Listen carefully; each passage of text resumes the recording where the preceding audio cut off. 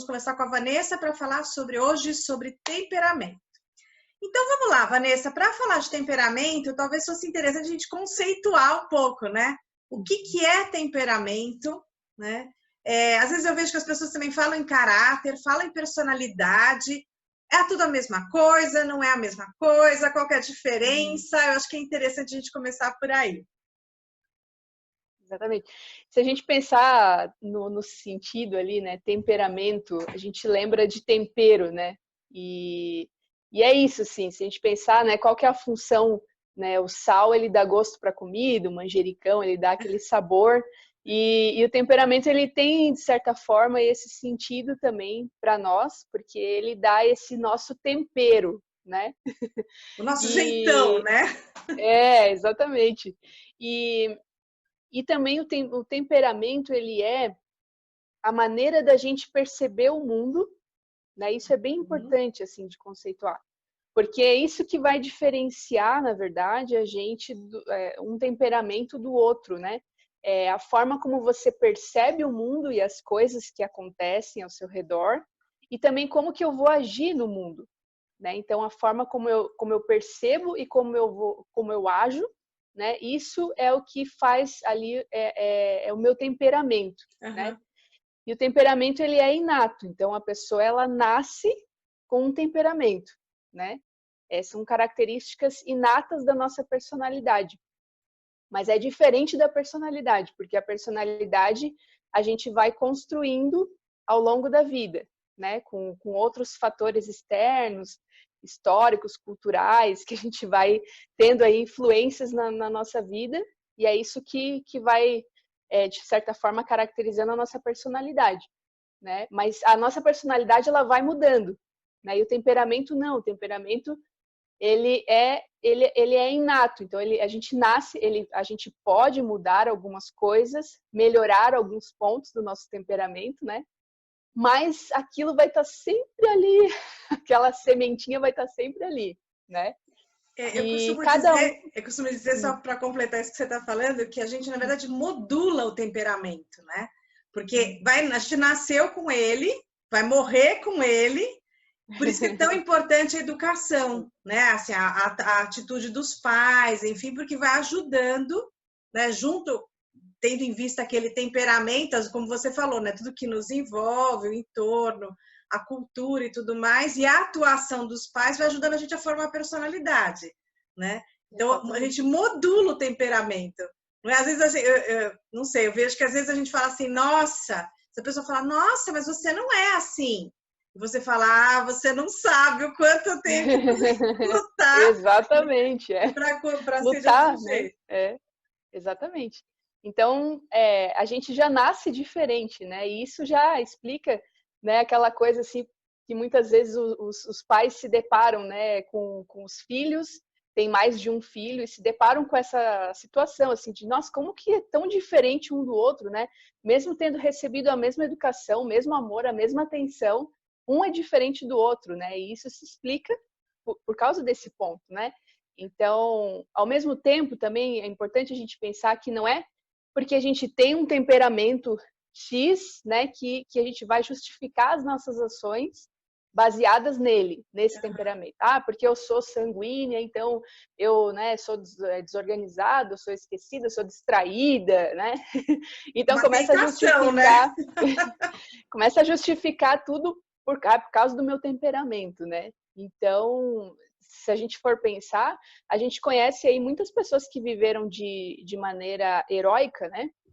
E então a gente não pode pensar assim que as pessoas não mudam, né? As pessoas são o que são, né? A gente não pode cair nessa assim de pensar, não, as pessoas não mudam, eu não vou mudar, né? Porque justamente isso é possível com muita luta, assim, a gente chegar a praticamente eliminar alguns defeitos, né? Algumas características talvez negativas do nosso temperamento, né? Tem um santo muito conhecido, né? Que é o São Francisco de Sales, por exemplo. Ele é conhecido como o Santo da Doçura, né? Santo da Doçura, só que ele é colérico, né? Ele tinha um temperamento colérico. E aí até conta-se, né, a história de que ele foram depois descobrir que embaixo da mesa dele era toda arranhada, assim, né? porque era ele, exatamente, porque ele ia conversando com as pessoas e ele ia ali arranhando a mesa para não estourar muitas vezes, né, com a pessoa e tal, para manter a linha. Então, olha a luta, né? Olha o esforço que ele tinha, né, para lutar contra a própria natureza dele, né, que é o próprio temperamento. Então, a gente pode mudar muito, assim, mas vai depender muito do nosso esforço, né? Lutar contra as nossas Mas olha, esse fraquezas, né? exemplo que você deu, né, de São Francisco de Sales, né, é interessante porque, isso que eu estou falando, a gente luta com a luta, com o conhecimento, né, do nosso temperamento, das nossas características, né, com a luta, né, esse investimento na luta, a gente pode ir modulando e mudar muita coisa que às vezes as pessoas nem sabem que a gente tem aquela dificuldade.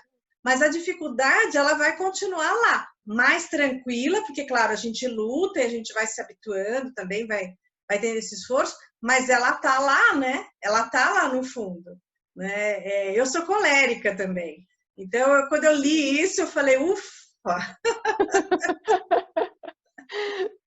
Eu tenho vontade de voar no pescoço das pessoas. Nossa, você é engraçado. calma. Exato, mas é engraçado isso, né? Porque eu, por exemplo, né, te conheço, não, lógico que não assim profundamente, né? Mas realmente olhando, nossa, colérica, caramba, né? A Silvia é colérica. Mas porque justamente é isso aí, a gente vai lutando, né? E se a gente pensar, a gente tem tantos. Pensar assim, quantos objetivos que eu já tive na vida que eu lutei assim com afinco, né, para alcançar aquele objetivo, assim. E da mesma forma a gente precisa ter esse, como você falou, né, o conhecimento, né, do nosso temperamento para lutar com esse mesmo afinco, assim, para colocar, né, para melhorar, né, esses pontos que talvez atrapalhem o nosso relacionamento, a nossa forma de agir, né, no trabalho, em casa e tal. E que com uma luta bem constante a gente consegue avançar bastante, e avançar mesmo, né? Pegando um gancho nisso que você falou, Vanessa, sobre isso, né, que a gente pode avançar, quer dizer, a importância disso, né, de se conhecer, para que a gente possa, os relacionamentos, você falou do trabalho, né, da família e tal, e aí a importância não só de conhecer o seu temperamento, né, de procurar conhecer. Então, eu queria que você falasse um pouquinho sobre isso, a importância de conhecer, tentar conhecer um pouco o temperamento das pessoas com quem a gente está, né? Com quem a gente transita, por exemplo, o marido, né? A esposa, o marido, os filhos, né? Os colegas de trabalho. Claro, a gente não vai ficar fazendo assim, né? Uma radiografia ali da pessoa, mas entender um pouco ajuda no relacionamento, né? O que você acha disso? É uma ferramenta essencial, assim, eu vejo que os pais que não buscam estudar sobre isso, ou mesmo uma empresa que também não busca estudar sobre isso, ela está perdendo muito, né? Porque, de fato, assim, você ter esse conhecimento nas mãos é você ter uma ferramenta para lidar com os desafios do dia a dia, né? Eu posso falar por experiência própria, porque quando passei a ter alguns desafios, a minha menina mais velha de um temperamento mais calmo. E aí, de repente, vem um com um temperamento um pouco mais agitado, assim. E aí eu pensei, nossa, mas como que é isso? Antes eu dava uma ordem e era tão fácil de obedecer obedecida, e de repente eu me deparo assim com uma situação de que não sou ouvida, né? E aí eu fui atrás realmente desse conhecimento que eu já tinha de outras formas, mas daí fui aprofundando um pouco e me deu muita assim clareza, né, do que eu poderia fazer no meu dia a dia. Então, esse conhecimento influencia na educação dos nossos filhos, na carreira, né, no casamento, né, a forma de se relacionar com o esposo, de realmente sair de si e olhar para o outro, né? Então, de fato, assim, ao saber o temperamento da pessoa, a gente pode melhor direcionar, então, a educação dos nossos filhos, por exemplo, e focar naquilo que realmente importa, né? Então, assim, todos compreender, nós. né, Vanessa? Eu acho que ajuda muito para a gente poder compreender determinadas atitudes, né, da outra pessoa, né? Sim, sim. Porque cada pessoa tem o seu temperamento, né? Uhum. Cada um tem as suas dificuldades, né? E dificuldades que provavelmente nós não temos, né? Muitas vezes o outro tem dificuldades que nós não temos. Então, sei lá, vou pegar um exemplo, assim, uma pessoa que ela é ordenada no campo material, assim, né? Porque também a organização, né? Se a gente pensar numa virtude da ordem, não é só ter uma estante organizada. Ela vai muito além disso, né? Sim. Mas se a gente pensar numa ordem no campo material, né? Uma pessoa que é extremamente organizada, com agenda e tal, e o outro tem uma dificuldade imensa, ele não anota, ele esquece de anotar na agenda, os compromissos, daí começa a bater, né? Então, é bem difícil para a pessoa que tem essa qualidade natural, digamos assim, de ser mais organizada nesse campo material. É difícil para essa pessoa entender que o outro tem dificuldade, né? Ele vai perder a paciência e vai pensar, mas não é possível que essa pessoa não consegue anotar um compromisso na agenda, né? Então, assim, é preciso compreender que o esforço da pessoa não organizada é muito maior do que o esforço da pessoa que já tende a ser mais organizada. Né? Então, a gente tem essa tendência, né, de olhar para as pessoas como se as pessoas fossem iguais a nós, né? E não, somos todos diferentes, né?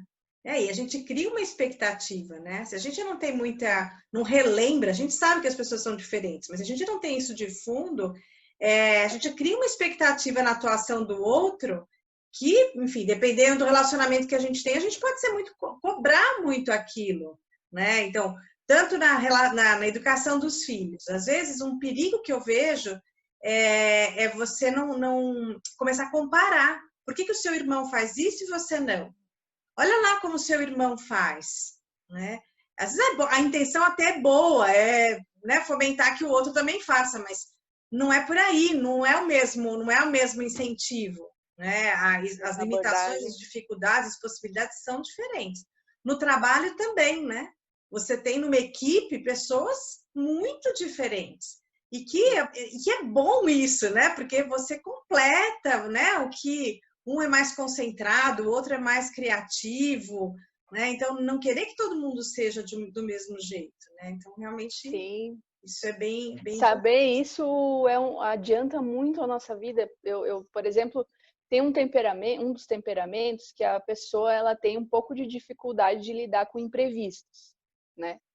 E aí eu pude ver isso na prática, assim, apliquei isso de verdade, assim, com uma amiga, por exemplo, que tem esse temperamento. A gente estava fazendo um projeto juntas, né? E precisava mudar alguma coisa assim, mas meio de repente, assim, não tinha muito tempo de ficar explicando e tal. Mas já sabendo, né, de que a pessoa tem essa dificuldade de lidar com esses imprevistos, com essas mudanças. Opa, não, peraí, mas estava tudo encaixadinho, né? Então, eu já me antecipei, já preparei uma explicação e tal, porque daí a pessoa já, se você vende a ideia, né, para a pessoa, para esse tipo que tem esse tipo de temperamento, ela tende a abraçar a causa e ir lá e fazer acontecer, né? Então, olha só, né, como isso diminui as chances de ter conflito, né, de ter desentendimento e tal. Então, ajuda muito, assim, a questão do convívio humano mesmo, né? Você está falando, né, essa sua amiga que tem esse temperamento. Quais são os temperamentos? Eu sei que tem vários, né? Hoje tem uma gama enorme, se nomeia vários temperamentos, mas tem alguns que são mais básicos, né? Vamos dizer assim. Quais são os temperamentos? Como é que a gente nomeia? Então, tem ali, na verdade, uns falam de 4, outros falam de 8, outros falam de 16, né? Mas a gente pode se ater a esses 4 que são os principais, que são sanguíneo, colérico, fleumático e melancólico. Né? São os 4 temperamentos. E foi, de certa forma, um estudo muito antigo, assim, né? De grandes filósofos, assim, que foram tentando entender o mundo, entender o ser humano, né? O homem. E eu gosto muito da ideia dos 4, de trazer essa perspectiva dos 4 elementos da natureza para entender os temperamentos, né? Porque clarifica muito, assim, para a gente entender essa forma de atuar no mundo, né? De perceber as coisas e a forma de agir no mundo. Então, por exemplo, né, se a gente pensar nos elementos da natureza, os 4 elementos. Então, a gente tem a água, o fogo, a terra e o ar. Né? E cada temperamento se caracteriza num desses elementos. Uhum. Então, por exemplo, a água, que tem essa estrutura mais úmida e fria, ela fala do temperamento fleumático, né? A terra, por exemplo, que tem os elementos mais frios frio e seco, né? É o melancólico. O fogo, né? Que é quente e seco, então é o colérico. E o ar, que é essa estrutura úmida e fria, que é o sanguíneo, né?